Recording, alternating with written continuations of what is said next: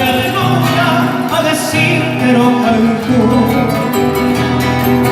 Tus palabras fueron tan hermosas y tan dulces como el acuarela, y desde entonces yo te llevo en mi memoria y te nombro cada día porque no piensa hoy recuerdo todo lo vivido, hermosos momentos que no olvido, triste despertar sin tu presencia, no me hagas sufrir, vuelve otra vez.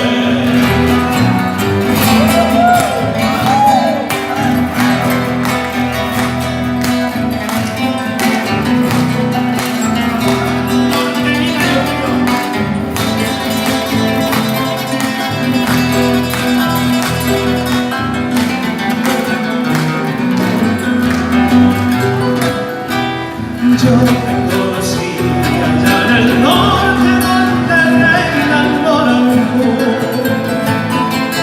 cuando me enseñaste con ternura a decírtelo canto.